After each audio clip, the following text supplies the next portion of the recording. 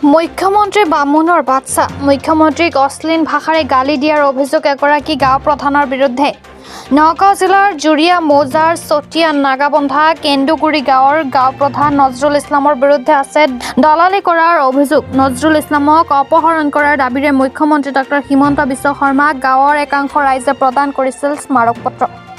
কিন্তু গাঁও প্ৰধান নজৰুল ইছলামক অপহৰণ কৰাৰ পৰিৱৰ্তে নগাঁৱৰ আয়ুক্তগৰাকীয়ে নিলম্বন কৰি দায়িত্ব সামৰে। বিষয়টোৰ সন্দৰ্ভত চতিয়ান গাঁৱৰ ৰাইজে বিভাগীয় মন্ত্ৰী যোগেন মোহনৰ কাষ চাপে। মন্ত্ৰীগৰাকীয়ে লিখিত দিয়াৰ পাছতো বৰ্তমানলৈকে নজৰুল ইছলামক অপহৰণ নকৰাৰ অভিযোগ কৰিছে গাঁৱৰ একাংশ ৰাইজে। দালাল ৰূপী এজন গাঁও প্ৰধান নজৰুল ইছলামক অপহৰণ কৰাৰ ক্ষেত্ৰত মুখ্যমন্ত্ৰীক হস্তক্ষেপ কৰাৰ দাবী জনাইছে ৰাইজে। মোৰ নাম হবিবুৰ ৰহমান, ঘৰ তিনিচুকীয়া। নগাঁও তিনিচুকীয়া। আপোনাৰ গাঁও প্ৰধানৰ ওপৰত অভিযোগ আছে? কি আছে? আমি আজি ইয়ালৈ আহিছোঁ। আমাৰ জুৰিয়াৰ মৌজাৰ চতিয়া নাগাবন্ধা কেন্দ্ৰাকুৰিৰ এজন নিলম্বিত গাঁও প্ৰধান নজৰুল ইছলাম, তেওঁৰ বিৰুদ্ধে আমাৰ বহুতো অভিযোগ আছিল। 2013 চনত তেওঁ অবৈধভাৱে যোগদান হোৱাৰ পিছৰ পৰা মানুহৰ ওপৰত বিভিন্ন ধৰণৰ অত্যাচাৰ আৰম্ভ কৰিছে, যাৰ ফলত 2023 চনত মাৰ্চ মাহত আমি অসমৰ মাননীয় মুখ্যমন্ত্ৰী মহোদয়লৈ এখন স্মাৰক পত্ৰ প্ৰদান কৰিছিলোঁ আৰু ৰাইজে তীব্ৰ প্ৰতিবাদ আৰম্ভ কৰিছিল। সেই স্মাৰক পত্ৰৰ ওপৰত ভিত্তি কৰি নগাঁও জিলা উপায়ুক্ত মহোদয়ে এই 2023 চনৰ 30 মাৰ্চ তাৰিখে ৰূপী ৰাজচক্ৰ চক্ৰ বিভাগক নিৰ্দেশ প্ৰদান কৰিছিল তাক তদন্ত কৰি বিহিত ব্যৱস্থা গ্ৰহণ কৰিবলৈ।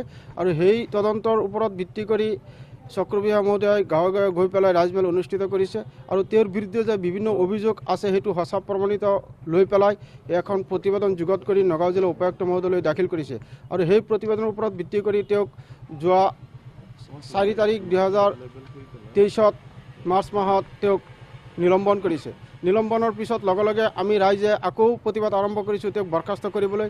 আৰু সেই প্ৰতিবেদনৰ ওপৰত যি আমি আবেদন দাখিল কৰিছিলোঁ বৰ্খাস্ত কৰিবলৈ, সেই আবেদনৰ ওপৰত ভিত্তি কৰি চক্ৰ বিভাগ মহোদয়ে আমাৰ চতিয়া নাগাবন্ধা কেন্দ্ৰাকুৰি গাঁৱত পুনৰ আকৌ ৰাজমেল অনুষ্ঠিত কৰিছে আৰু তেওঁৰ বিৰুদ্ধে এখন ৰিপৰ্ট দাখিল কৰিছে। আৰু সেই ৰিপৰ্টৰ ওপৰত ভিত্তি কৰি পেলাই আজি পৰ্যন্ত নগাঁও জিলা উপায়ুক্ত মহোদয়ে কোনো বিহিত ব্যৱস্থা গ্ৰহণৰ কৰা পৰিলক্ষিত হোৱা নাই, যাৰ ফলত পুনৰ আমি আমাৰ বিভাগীয় মন্ত্ৰী যোগেন মোহন ডাঙৰীয়া ছাৰলৈ গৈছিলোঁ আৰু যোগেন মোহন মন্ত্ৰী ছাৰেও আমাক এখন লিখিত উপায়ুক্ত মহোদয়লৈ লিখিত দিছে আৰু সেইটোৰ ওপৰত ভিত্তি কৰি উপায়ুক্ত মহোদয়ে কিবা এটা ব্যৱস্থা কৰিছে বুলি আমি গম পাইছিলোঁ, কিন্তু সেইটোতো স্থগিত ৰৈ গ'ল।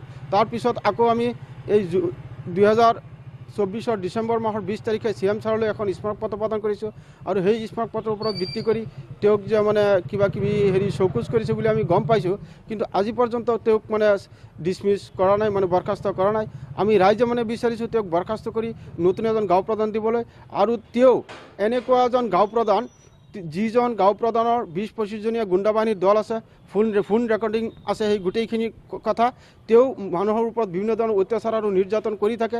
যেতিয়া আমাৰ CM ছাৰে এই বস্তুখিনি CM ছাৰৰ পৰা লিখাই আনি দিছিলোঁ DC ছাৰক, তেতিয়া তেওঁ গম পাই পেলাই CM ছাৰকো তেওঁ কেয়াৰ নকৰে, CM ছাৰক বিভিন্ন ধৰণৰ গালি গালাজ কৰি থাকে।